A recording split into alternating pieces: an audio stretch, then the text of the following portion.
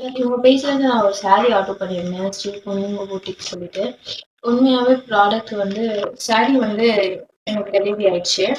நான் சாரி பார்க்கும்போது உண்மையா நல்லா தான் இருந்தது. சேம் அதே மாரி. இங்க பாருங்க. சாரியோட வியூ. அதே மாரி வந்து நான் வந்து நெறைய பேஜ்ல வந்து சாரி பார்க்குறேன். இன்னைக்கு இன்ஸ்டால வந்து நெறைய ஃபேக்லாம் இருக்கு இல்லையா? சரி ஃபேக்கா இருக்குமோ அப்படின்னு சொல்லிட்டு நான் வந்து யோசிச்சேன்.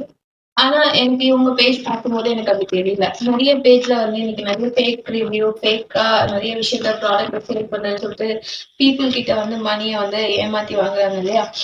இவங்க ஷாரி அப்படி கிடையாது. அதே மாரி இவங்க ட்ரஸ்ட் பண்ணி நான் ஆர்டர் குடுத்துருந்தேன். எனக்கு சீரியஸ்லி சாரி ரொம்ப அழகா எப்படி இருக்கோ எதிர்பார்த்த மாரி ரொம்ப நீட்டா வந்திருந்தது. Thank you so much sister. அதே மாரி வந்து இந்த பேஜ வந்து 100% இல்ல 200% ட்ரஸ்ட் பண்ணி வாங்கலாம்.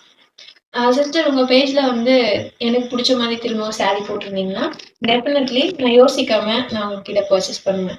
Thank you so much. உங்ககிட்ட இன்னொரு விஷயத்தையும் சொல்றேன். எனக்கு வந்து இந்த ப்ராடக்ட் வந்து என் கையில சேர்றதுக்குள்ள அ கிட்டத்தட்ட இவங்க சைட்லருந்து எனக்கு ப்ராடக்ட் வந்துருச்சான்னு ஒரு 6 டைம்ஸாவது கால் பண்ணி கேட்டுருப்பாங்க. அதே மாரி வந்து எனக்கு கொரியர் சென்ட் பண்ணாங்க இல்லையா? அவங்க கிட்டயுமே வந்து இவங்க ப்ராடக்ட் போயிருச்சா? அப்படின்னு சொல்லிட்டு கன்டினியூவா கால் பண்ணி கேட்டாங்கன்னு சொல்லிட்டு நான் ப்ராடக்ட் வாங்க போகும்போது சொல்லியிருந்தாங்க. ஸோ அதனால தேங்க் யூ ஸோ மச்.